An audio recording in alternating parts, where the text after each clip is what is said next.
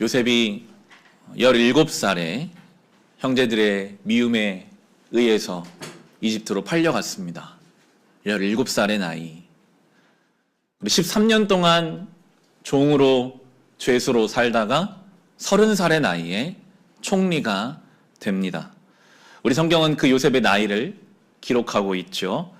46절 말씀 보시면 요셉이 이집트 왕 바로를 섬기기 시작할 때 그의 나이는 30살이었다라고 그의 나이를 밝혀주고 있습니다. 13년간의 억울한 노예살이, 종살이의 시간은 이후로 7년의 풍년, 7년의 흉년, 14년을 위한 하나님의 준비 기간이었음을 성경이 보여줍니다. 13년을 준비시키셔서 14년 그리고 그 이상을 이제 일하게 하시죠. 하나님의 손에 붙들린 우리의 삶은요, 억울하고 답답한 감옥 속에 있는 시간까지도 하나님이 준비하시는 시간입니다. 성경은 그렇게 우리에게 증거해주고 있습니다. 의미 없는 날들은 없습니다. 우리가 다 주의 뜻을 알지 못하지만 거기에 믿음이 필요합니다. 내가 왜 하나님이 지금 날 이 시간을 보내게 하신 내가 알지 못하지만 하지만 주님 제가 이해가 안 돼도 믿음으로 이 시간을 주님 앞에 드립니다. 나중에 요셉이 그런 고백을 하게 되거든요. 요셉이 30살에 총리가 되었고 갑자기 그의 지위가 상승됩니다. 42절 보시면 그렇게 말하면서 바로는 손가락에 끼고 있는 옥새 반지를 빼서 요셉의 손가락에 끼우고 고운 모시옷을 입히고 금목걸이를 목에다 걸어 주었다. 가장 좋은 바로가 가지고 있던 것을 그 순간 전까지만 해도 죄수였거든요.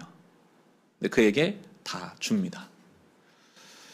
그리고 47절 보시면 풍년을 이룬 7해 동안에 땅에서 생산된 것은 대단히 많았다. 요셉의 개인의 지위가 올라가면 물론이요, 그의 말한 대로 이루어집니다.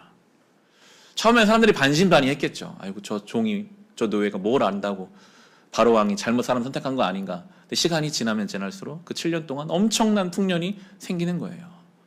요셉의 지위가 올라가면 물론이요, 요셉의 삶이 굉장히 풍요로워지기 시작합니다. 풍요로움은 좋은 것이지만 풍요로움은 늘 시험거리가 됩니다. 여러분 그렇잖아요. 갑자기 신분이 상승되고 엄청난 풍요가 그의 삶에 그리고 그의 공동체에 몰아닥친다. 그것은 가장 넘어지기 쉬운 때이기도 합니다. 사탄은 그렇게 시험하거든요. 사탄이 예수님을 시험할 때 광야에서 3가지 시험 중에 마지막 시험이 천하만국을 다 보여주면서 나에게 절해라. 내가 이걸 다 주겠다. 풍요로 하는 시험입니다. 하나님 뭐가 중요하냐 이겁니다. 이 세상에 풍요가 있다면 하나님 필요 없잖아. 내가 풍요를 줄 테니 나에게 절해. 풍요에게 절하라는 것입니다. 풍성함을 줄 테니 요셉처럼 너의 지위를 올려주고 너의 삶에 배부름을 줄 테니까 하나님 없이 살라. 그게 마지막 시험, 강력한 시험이었고 지금 우리도 그 시험 앞에 늘 있죠. 풍요를 신으로 섬기라고 합니다. 하나님을 섬기는 것도 너 솔직히 풍요 때문이잖아. 하나님 없으면 풍요로움 줄 테니까 나에게 절해. 요셉에게도 예수님께도 우리에게도 그런 속삭임이 있죠. 예수님은 아주 분명하게 말씀으로 그 시험을 이기십니다. 사탄아 물러가라.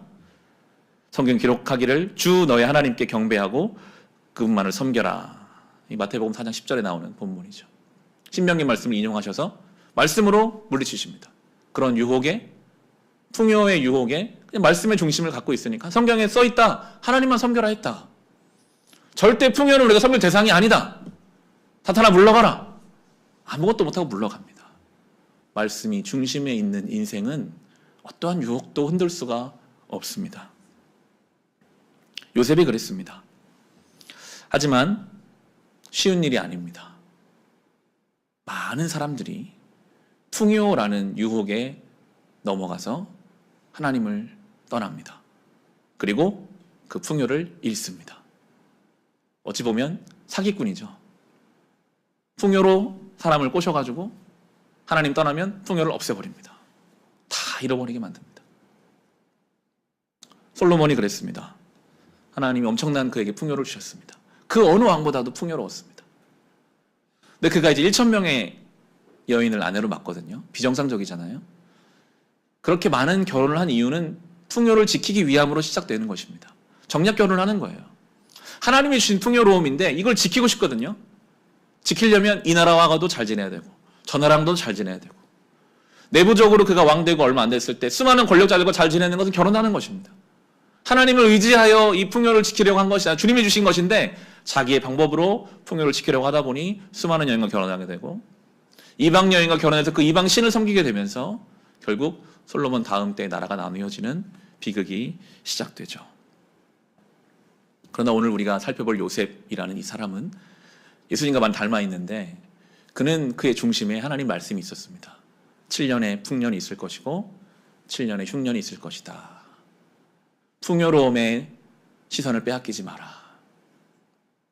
다른 사람들이 다 잔치 벌이고 있을 때 이거 이렇게 풍요로우면 설마 흉년이 오겠습니까? 즐깁시다.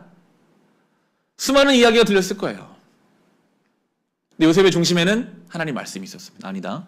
이 풍년은 7년이 끝이고 하나님 말씀대로라면 더 무서운 7년간의 기근이 올 테니 우리는 창고를 짓고 준비해야 한다. 다 먹고 마시고 놀 때 말씀을 중심에 두었던 요셉은 창고를 짓기 시작했습니다. 48절, 49절의 말씀입니다. 요셉은 이집트 땅에서 7배 동안 이어간 풍년으로 생산된 모든 먹거리를 거두어 들여 여러 성읍에 저장해 두었다. 각 성읍 근처 밭에서 나는 곡식은 각각 그 성읍에 쌓아 두었다. 요셉이 저장한 곡식의 양은 엄청나게 많아서 마치 바다의 모래와 같았다. 그 양이 셀 수 없을 만큼 많아져서 기록을 중단할 수밖에 없었다. 얼마나 먹을 것이 많았는지 기록 못할 만큼 넘쳤습니다. 요셉은 4,000년 전 사람입니다. 여러분 지금도 어떤 곡식을 7년간 저장해서 7년 동안 살 어떤 것을 양식을 준비한다? 아주 세밀한 계획과 여러 가지 구체적인 노력이 있어야 될 텐데 그 당시에 7년 동안의 양식, 풍년 동안 7년의 양식을 저장한다. 창고를 어디에 지을 것이며 누구를 세울 것이며 어떻게 저장할 것이며 아마 요셉은 수없는 밤을 고민과 기도 속에 보냈을 것입니다. 믿을 만한 사람들을 세우고 관리할 사람들을 세우고 온 나라를 점검하면서 남들은 다 풍요에 취해 있을 때 요셉의 중심에 하나님 말씀이 있거든요. 눈에 보이는 현실의 풍요가 아니라 하나님 말씀이 그게 훨씬 더 현실적이었습니다. 내가 어떻게 이때를 보내서 흉년을 준비할까? 고민하고 기도하며 지혜와 간구하는 시간이 성경에 써있지 않지만 분명히 있었을 것입니다. 많은 사람들이 그렇게 풍요를 누리고 있을 때 하나님 말씀에 따라 창고를 지은 요셉, 그 결과가 그냥 극명하게 드러나죠. 54절에 보시면 요셉이 말한 대로 7배 동안의 흉년이 시작되었다. 하나님 말씀이 이루어진 것이죠. 온 세상에 기근이 들지 않은 나라가 없었으나 이집트 온 땅엔 아직도 먹거리가 있었다. 다 똑같은 현실을 살았습니다. 누군가가 요셉처럼 저장했다면 그도 먹을 것이 있었겠죠. 하지만 아무도 그렇게 안 따랐습니다. 하나님 말씀을 듣는 사람, 중심에 두고 사는 사람과 현실을 따라가는 사람의 차이입니다. 풍요는요, 시간이 지나면 없어집니다. 절대 그 풍요가 우리의 인생을 보장해주지 못합니다. 왕년에 내가 이랬다. 옛날에 내가 이랬다. 그 옛날 일이잖아요.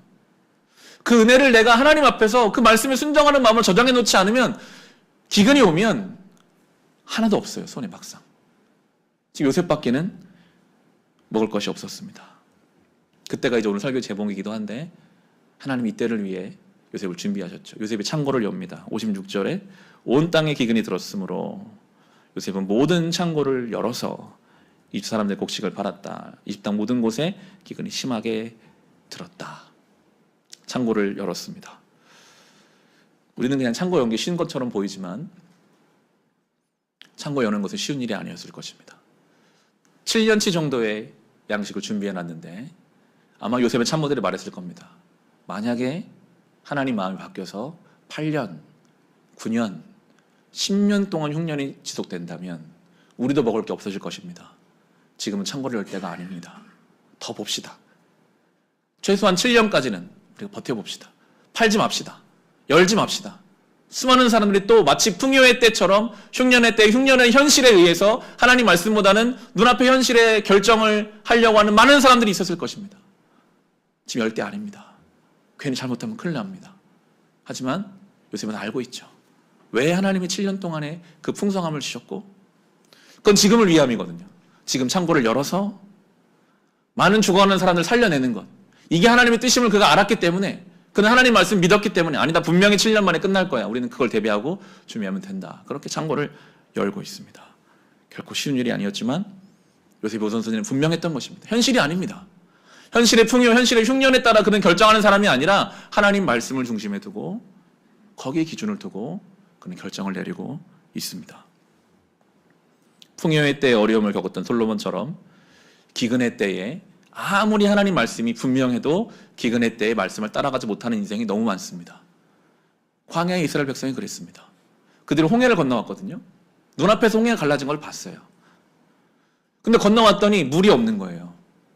하나님의 구름기둥 불기둥이 옆에 있고 하나님이 분명히 함께 하신다고 말씀하셨는데, 그들이 말씀을 건너온 사람인데, 하나님 말씀이신 구름기둥과 불기둥 옆에 있는 사람들인데 물 없으면 불평합니다. 현실이 허락된 말씀보다 훨씬 더 강력하게 그들의 삶에 영향을 미치고 있는 거죠. 돌아가겠다. 모세에게 막 돌을 던지려고 합니다. 여러분, 우리의 모습이 아닐까요? 하나님 우리에게 수없이 말씀하셨습니다. 내가 세상 끝날까지 너희와 항상 함께 있을 것이다. 아무것도 염려하지 말고 오직 모든 일에 기도와 간구로 너희 구할 것을 감사함으로 하나님께 아뢰라. 눈을 들어 산을 보아라. 너희 도움이 어디서 오나? 너희 도움은 천지를 지으신 여호와께서 너희를 도우신다. 성경에 수없이 말씀하시는데도 우리는 또 오늘 현실이 조금만 기근과 흉년이 다가오는 것만 같아도 벌써 말씀은 어디 가버렸고 염려와 근심의 마음을 빼앗겨 버립니다. 요셉처럼 창고를 열려면 풍년과 흉년을 주관하시는 분이 하나님이시라는 믿음이 있어야 합니다. 허락된 말씀을 붙잡을 수 있어야 합니다. 말씀 중심에 우리 영혼이 붙잡혀 있어야 합니다. 요셉은 그렇게 14년을 살았습니다. 풍년에 휩쓸리지도 않고 흉년의 마음을 빼앗기지도 않고 말씀 중심으로 그 시간들을 버텨내서 그가 있는 공동체에 그로 인해 수많은 생명이 살았던 것이죠. 하지만 성경은 이 요셉이 14년의 일들을 기록한 분량보다 훨씬 더 많은 분량을 할애해서 요셉이 형제들을 향해 그의 영혼의 창고를 여는 이야기를 씁니다. 여러분, 성경의 관심은 여기에 더 있거든요. 우리가 세상적으로 뭘 많이 하는 것보다는 어떻게 우리가 우리의 개인적인 영혼의 창고를 채워서 그 영혼의 창고를 하나님 말씀에 의지하여 열 것인가, 훨씬 더 많이 기록하고 있어요. 만약에 우리의 영혼을 창고로 비유한다면 요셉의 창고는 비어있는 상태로 시작했을 것입니다. 아버지가 그를 사랑했지만 너무 편애해서 형제들이 그를 미워했고, 어머니는 일찍 세상을 떠난 사람이 요셉이었습니다. 그의 창고는 별로 그렇게 건강하게 채워지지 않은 상태에서 형제들에 의해 팔려가는 깊은 상처를 경험했습니다. 창고의 한쪽 벽이 무너져 버린 거죠. 아마 하나님을 그가 만나지 못했다면 그는 그의 비어있는 창고를 복수심이나 증오, 세상적으로 인정받고 싶은 마음들로 채우려고 했을 것입니다. 실제로 많은 사람이 그렇게 채우려고 하고 있죠. 하지만 그는 하나님을 만났고 하나님이 그의 영혼의 창고를 넉넉하게 채워주십니다. 그 결과물이 우리가 요즘 보고 있는 본문입니다. 형제들을 20년 만에 만났는데 복수하지 않습니다. 요셉이 정말 복수하고 싶은 마음이 있었다면요, 총리 되자마자 군사 조직해가지고 자기 동네 가가지고 형제들을 다 징벌했을 것입니다. 아버지 모셔오고 뭔가 그렇게 했을 것 같은데 그의 영혼은 하나님의 은혜로 채워져 있었습니다. 형제들을 이렇게 세우는 방향을 계획하고 하나님의 뜻에 합당하게 그 일을 해가죠. 성경은 그것을 자세하게 기록함으로써 여러분, 우리가 해야 할 일입니다. 우리의 영혼의 창고는 어떤 상태일까요? 우리도 요셉처럼 어디가 구멍이 뚫려 있기도 하고 잘못된 것이 채워져 있을 수도 있습니다.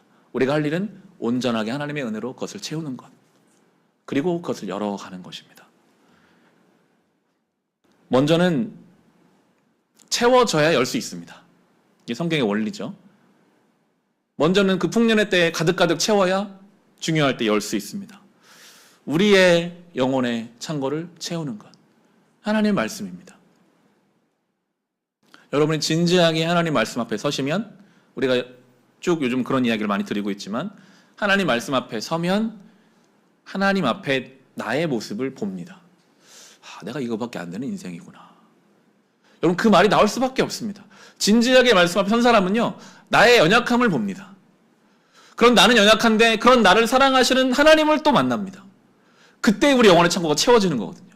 내가 뭘 해서가 아니라, 나는 이런데 그런 나를 사랑하신다고 말씀하신 하나님 말씀이 진짜로 믿어질 때 우리 영혼이 채워지기 시작하고, 그럼 이제 나에게 잘못됐던 사람들이 나도 용서받았는데, 나도 은혜 받았는데, 내가 저 사람들을 향해 열 수 있게 되는 것입니다.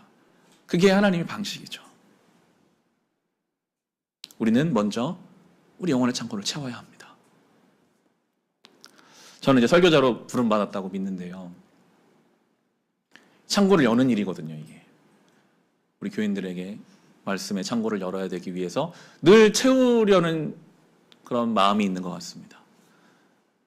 토요일에 청소가 끝나고 다 교인들이 이제 돌아가시면, 이 토요일 날은 정말 이 우리 상가에 거의 저만 있는 것 같아요. 오전 시간에는 아무도 없는 조용한 이 교회에서 하나님 말씀을 이렇게 펴고 묵상하는 그 시간들, 준비가 잘 되면 좀 마음이 편하고, 준비가 잘 안 되면 마음이 무겁고 그런 마음이 있지만, 그럼에도 하나님 앞에 저는 그런 기도할 수 있죠. 하나님, 저에게 뭘 주셔야 제가 열지 않겠습니까? 그러니까 주시는 것 같아요. 여러분, 열려고 해야 주십니다. 내가 정말 누군가를 용서하려고 하고 누군가를 향해 열려고 할 때 하나님이 주실 것입니다. 하나님 앞에 우리는 먼저 채워지기를 사모해야 합니다. 감사 챌린지가 그 역할이 되는 것 같아요. 제가 속해 있는 우리 교회 모든 카톡방에서, 저는 9개에 속해 있으니까 더 많이 카톡이 울리겠잖아요. 오늘 어떤 것이 감사합니다, 뭐 이런저런 감사들을 보면서 저희 마음이 참 좋아지는 것을 느낍니다. 참 감사한 일이구나.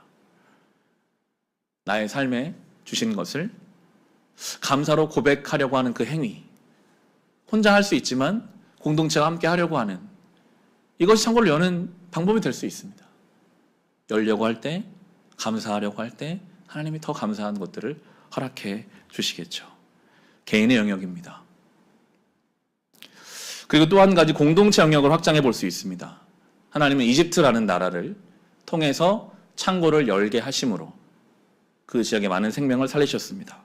우리가 속한 우리 교회 공동체, 이 빛과 소금 교회 공동체를 향해서도 저는 이 말씀 묵상하면서 우리 교회도 요셉과 같이 창고를 열 수 있는 교회가 되기를 소원하게 됩니다. 처음 2017년 교회를 개척할 때부터 가장 우리 교회 영향을 많이 저는 받은 교회가 합정에 있는 백주년 기념교회, 은퇴하신 이주철 목사님이 개척하시고 사역하셨던 교회였습니다. 그 교회는 재정의 50%를 교회 내부에, 재정의 50%를 교회 외부에 쓰겠다라는 정관을 아예 만들어서 누구나 홈페이지 들어가면 볼 수 있습니다. 제가 정관을 좀 읽어드려 볼게요. 백주년 기념교회 재정에 관한 정관인데요, 4개의 조로 이루어져 있습니다. 우리 교회는 교인이 하나님께 바친 각종 헌금으로 재정을 충당한다. 두 번째, 헌금의 50%는 우리 교회를 위해, 나머지 50%는 우리 교회 밖을 위하여 사용한다. 세 번째, 우리 교회는 예산이나 헌금에 매이지 않기 위하여 예산을 세우지 않는다. 단 회계감사와 결산보고는 철저히 한다. 네 번째, 매월 그 전월 재정 입출금에 관한 모든 사항을 교인에게 1원 단위까지 서면으로 알린다.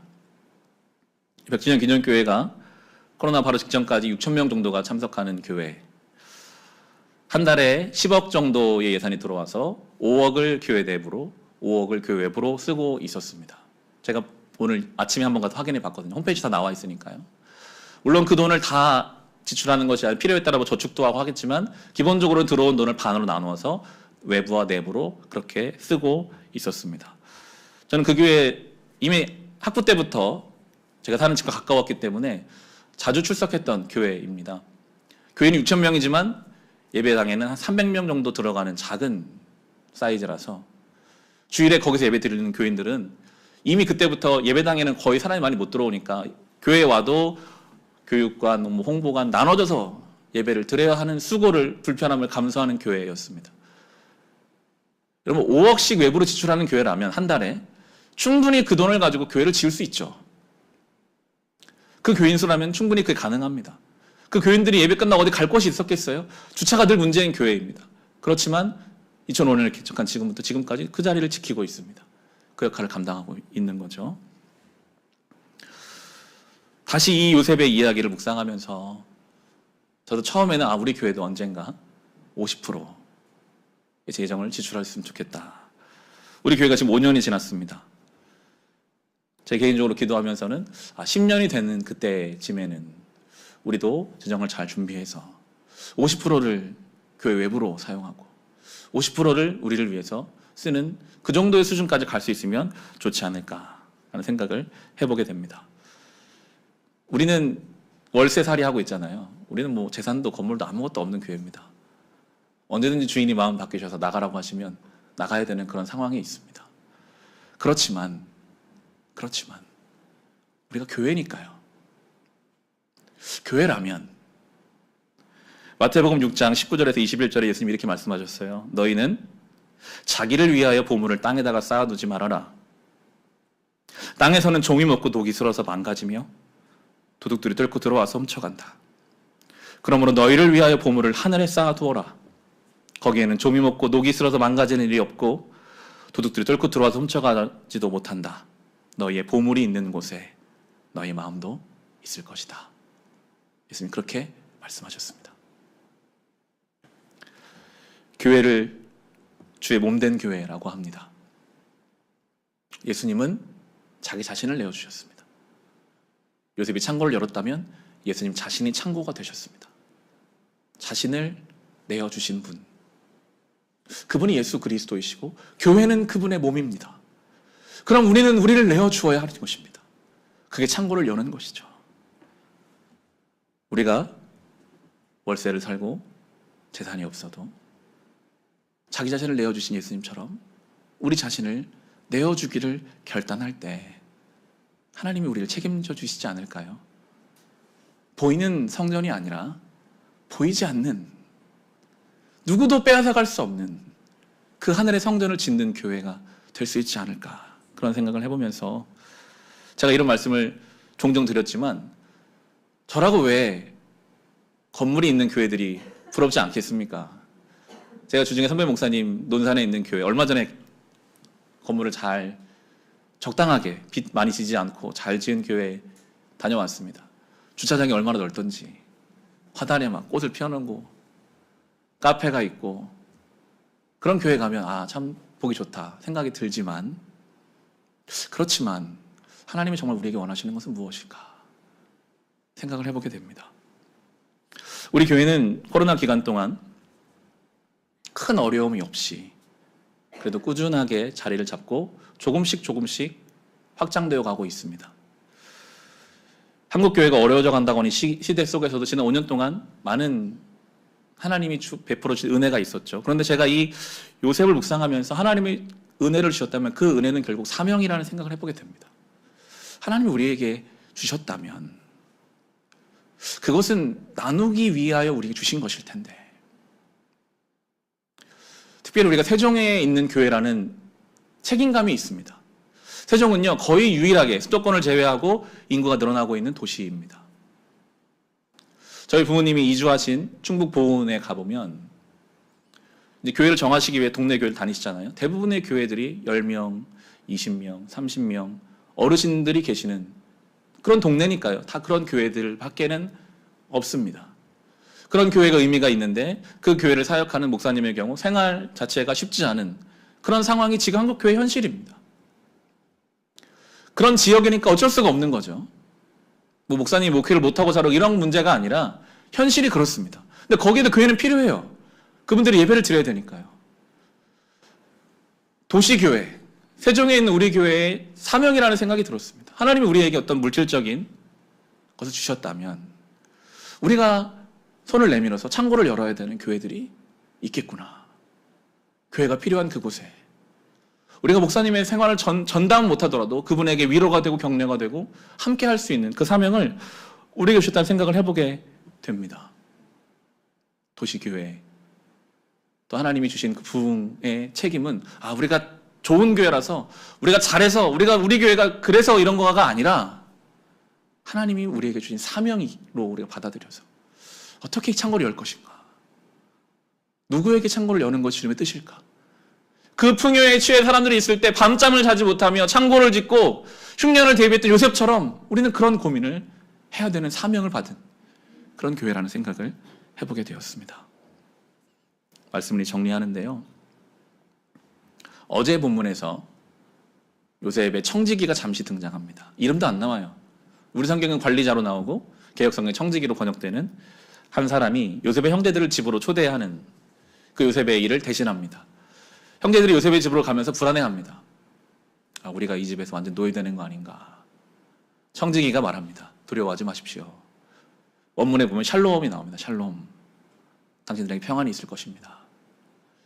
요셉이 없지만 그 주인이 하고 싶은 말과 주인이 해야 될 행동을 이름도 나오지 않는 청지기가 다 알아서 하고 있습니다. 주인의 뜻을 제대로 이해한 청지기의 사명이죠. 그런 교회, 그런 목사가 되고 싶다라는 기도를 하게 됩니다. 이름 안 알려줘도 상관없습니다. 우리 주인이신 하나님, 그분의 뜻이 우리가 좀 그걸 좀 잘 알아서 창고를 채우는 이유도, 창고를 여는 방식도 그 주인이 안 계신 것 같은 이 현실 속에서 주인이 계신 것처럼 일하는 청지기. 평안이 없는 사람들을 향하여 샬롬을 말할 수 있는 그런 청지기. 그런 성도, 그런 교회가 되려면 열심히 우리가 채워야 되고 열심히 열어야 되겠구나. 풍요와 빈곤이라는 현실에 흔들리지 말고 말씀의 중심을 가지고 살아가야겠구나. 자신의 몸을 내어주신 예수님처럼 우리 자신을 창고 삼아서 열어야겠구나 생각해 봅니다. 우리가 마지막에 부를 찬송 전능하신 나의 주 하나님은 후렴에 그런 가사가 있죠. 주의 말씀 의지하여 깊은 곳에 금을 던져 오늘 주가 놀라운 일을 이루시는 것 보라. 말씀에 의지하여 베드로가 그물을 던졌습니다. 밤새 그물질에도 한 마리도 못 낚았던 그가 주의 말씀 의지하여 그물을 던졌을 때 그 그물이 채워집니다. 우리가 의지할 것은 현실이 아니라 하나님의 말씀이고 그 말씀에 우리가 담대히 순종할 때 주께서 우리의 그물을 채우실 것입니다. 창고를 열었던 요셉처럼 우리의 창고를 여는 우리 모두가 될 수 있기를 주님의 이름으로 축원합니다. 이 시간 주신 말씀 가지고 개인의 기도 제목을 가지고